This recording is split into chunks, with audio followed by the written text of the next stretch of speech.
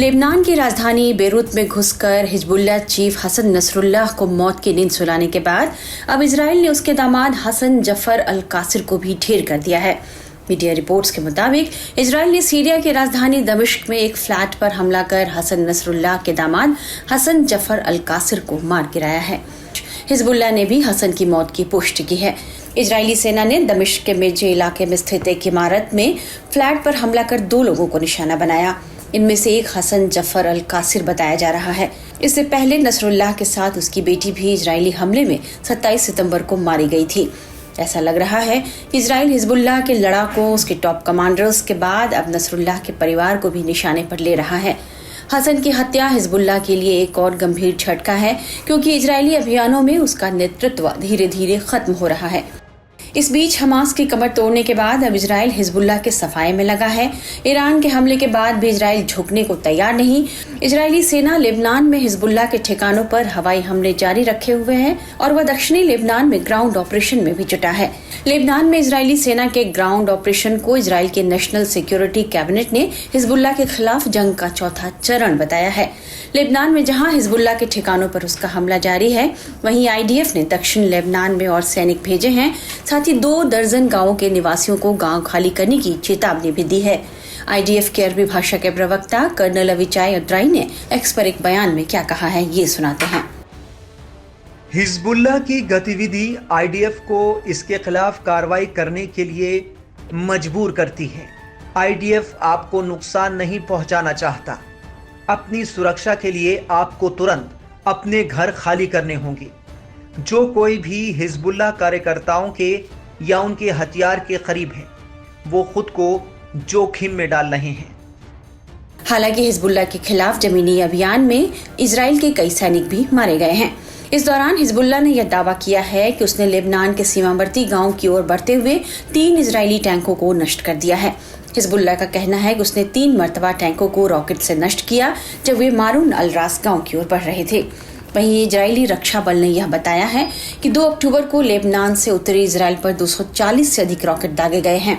IDF ने कहा कि पहले पश्चिमी गैलिली में 70 रॉकेट दागे गए।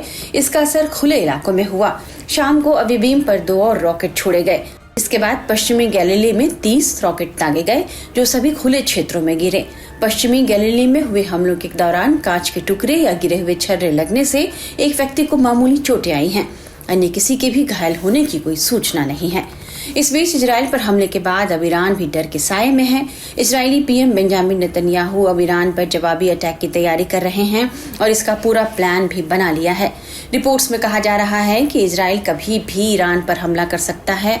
खबर ये आ रही है कि इजरायली हमले के काउंटडाउन के बीच हमला करने के बाद ईरान को इजराइल की जवाबी कार्रवाई का डर सता रहा है, इसलिए ईरान हाई अलर्ट पर है। इजराइल के हमले के खौफ में ईरान ने पश्चिम में मौजूद तेल गैस के 12 पावर प्लांट को बंद कर दिया है।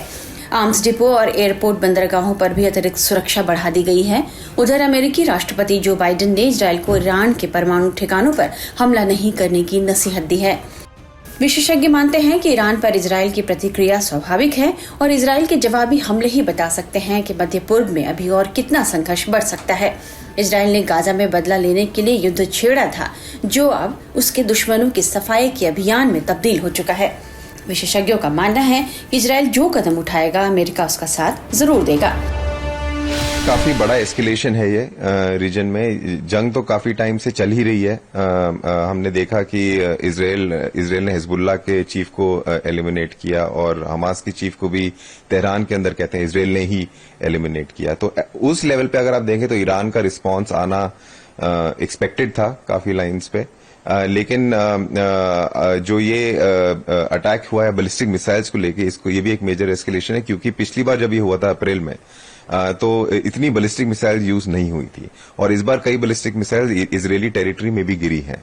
तो मेरे ख्याल से इजराइल का एक कोई ना कोई रिस्पांस आना जायज भी है और तय भी होगा, लेकिन वो किस लेवल पे रिस्पांस होगा वो देखना पड़ेगा। इस पे आईडीएफ के स्पोक्समैन तक की इजराइल के प्राइम मिनिस्टर का भी बयान है। उन्होंने कहा कि ईरान ने एक बड़ी गलती की है और इसका खामियाजा उसे भुगतना पड़ेगा। वही बात हो गई कि इसमें एस्केलेशन लैडर पे अभी दोनों कंट्रीज हैं, मतलब एक अटैक कर रहा है दूसरे को, दूसरा रिस्पॉन्ड कर रहा है, और ये एक अटैक एंड रिस्पॉन्ड का एक तू मैं का सिलसिला जारी है। तो एक ऐसा पॉइंट आना पड़ेगा जिसमें दोनों देश कहें अच्छा ठीक है हम आधा स्टेप पीछे लेंगे, हम अभी थोड़ा जो काइनेटिक अटैक्स हैं उनको परस्यू नहीं करेंगे। लेकिन जिस तरह से एस्केलेशन हुआ है और जिस तरह से इंटरनेशनल डिप्लोमेसी फेल हुई है इस कॉन्फ्लिक्ट के अराउंड, मेरे को अभी लगता नहीं एटलीस्ट अगले कई 2-3 हफ्तों में कोई ऐसा रिप्रीव मिलेगा कि दोनों देश एक दूसरे के अगेंस्ट ना हो। जी, इस पे यूएस ने भी सबका, यूएस प्रेसिडेंट तक का बयान है, उन्होंने कहा कि टोटली अनएक्सेप्टेबल है। उन्होंने मिलिट्री सपोर्ट की भी बात कही इजराइल को अगर जरूरत पड़ती है। देखिए, मिलिट्री सपोर्ट यूएस का इजराइल के लिए कायम रहेगा। यूएस और इजराइल के जो रिलेशनशिप है वो काफी स्ट्रांग है, और इजराइल रिलाय करता है अमेरिकन सपोर्ट पे, अमेरिकन मिलिट्री सपोर्ट पे, और इजराइल सबसे बड़ा एलाय है अमेरिका का रीजन में।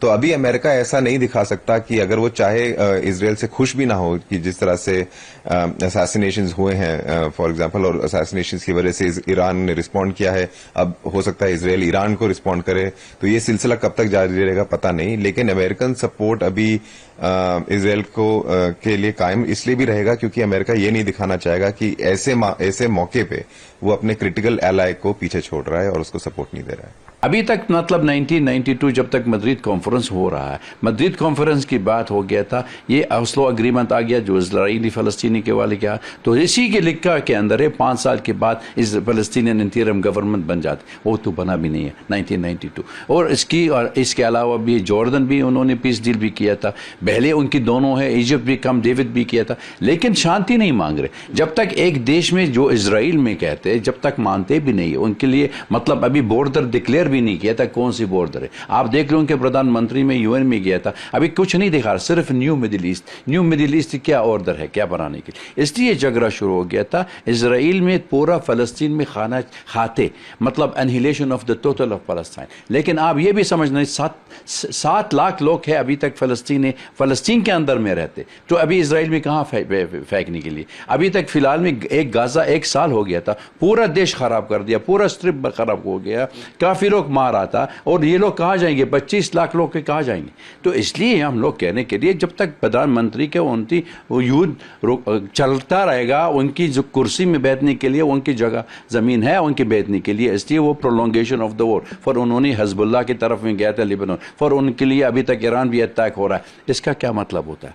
इसका मतलब होता है रीजनल वॉर मांग रहे, जिस वक्त में अमेरिकन वो ड्रैग अमेरिकन करने के लिए। ईरान में उन्होंने इंतकाम किया था, जिस वक्त इजराइल में उन्होंने सीरिया के अंदर वो उसका काउंसिल थे तोड़ दिया था, और दोनों उनका डिप्लोमेट थे और ऑफिशियल भी मार दिया था, तो रिटेलिएट भी किया, इंतकाम किया था इजराइल के ऊपर। इजराइल फिर किया था उन्होंने, फिर अभी तक इजराइल इस्माइल हनिया मार दिया था, ईरान के अंदर में मारा था। तो इसका ये फलस्तीनी वाली लीडर है, और अभी के हिजबुल्लाह वाले के लिए हसन नसरल्लाह तो में मारा। तो इसलिए ईरान कह रहे हमको डिप्लोमेटिक पेशेंस किस चीज़ के लिए। फिलहाल सबकी नजरें इजराइल के अगले कदम पर है और पूरी दुनिया सांस थामे एक जंग के टल जाने की दुआएं कर रही है।